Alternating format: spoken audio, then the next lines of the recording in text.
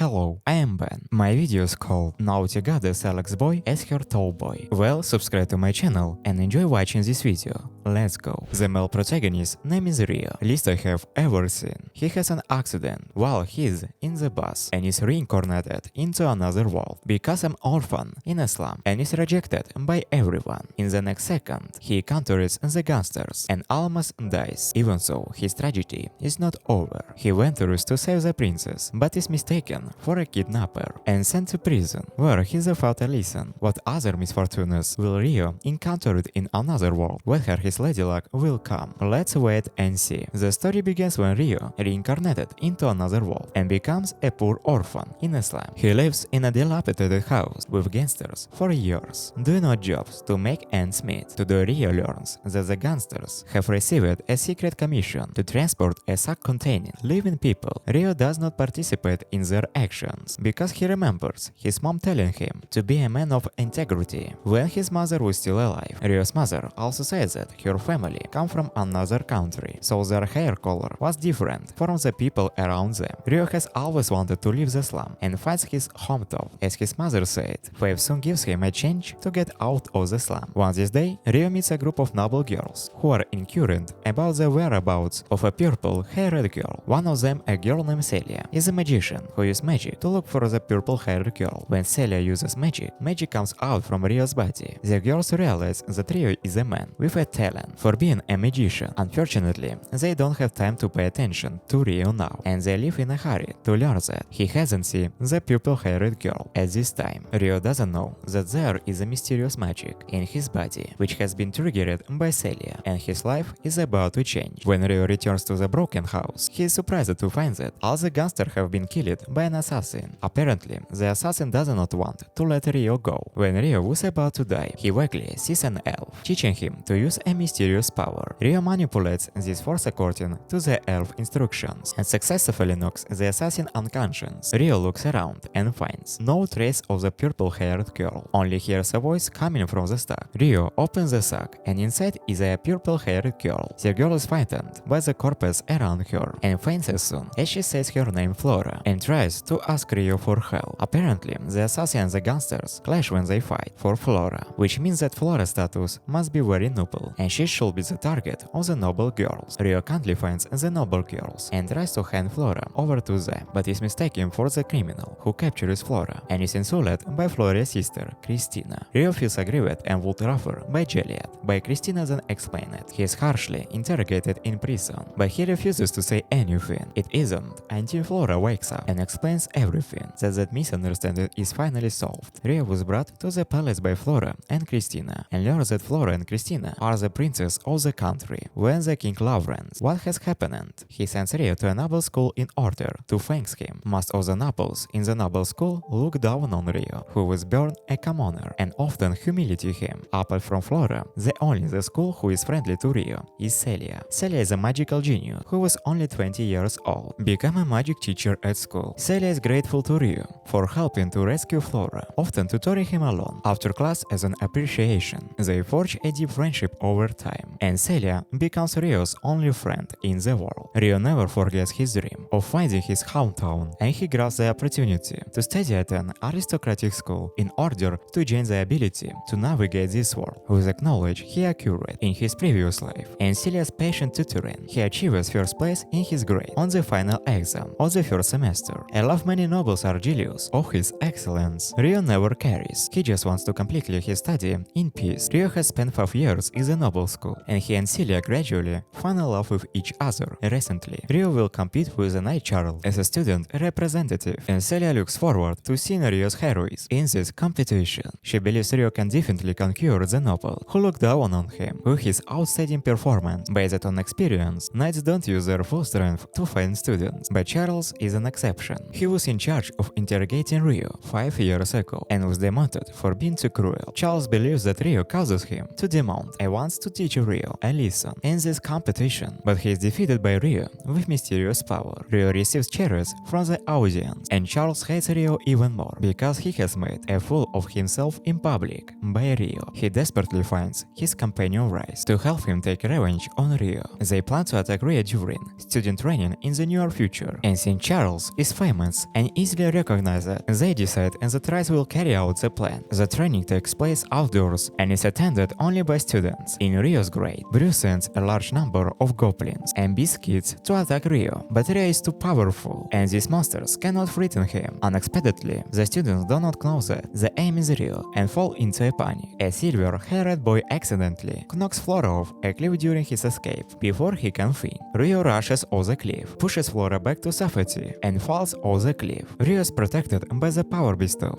by the elf and is completely unharmed. Rio has never seen this power in anyone else. It is different from ordinary magic. He decides to hide the secret that he has mysterious power and not return to the student group for the time being. Rio sneaks up not far from the student to think about his next plan. Rio notices that the students have defeated all the monsters and are fighting over him in order to pass the buck. The silver-haired boy lies that he was pushed by Rio before hitting Flora, indicating that Rio deserved to fall off the cliff. Most of the nobles have already despised Rio, and they all chime in with the silver-haired boy. Even in Flora wants to speak for Rio. It is usual because during this time the king's power has been in decline, and she lacks discourse power among the students. The other students don't care about Rio's fate, and Flora is left alone to find Rio's whereabouts. Unexpectedly, she meets a fierce Minotaur on the way, but fortunately, Rio shows up in time to help her kill Minotaur. At this time, the students are attracted by the sound of the fight. Flora sees that Rio is actively hidden, understands that he does not want to be discovered, and does not reveal his whereabouts. This is the first part, and if you want part 2, you need to make 15 likes in this video. Well, you have been with you. See you later. Bye bye.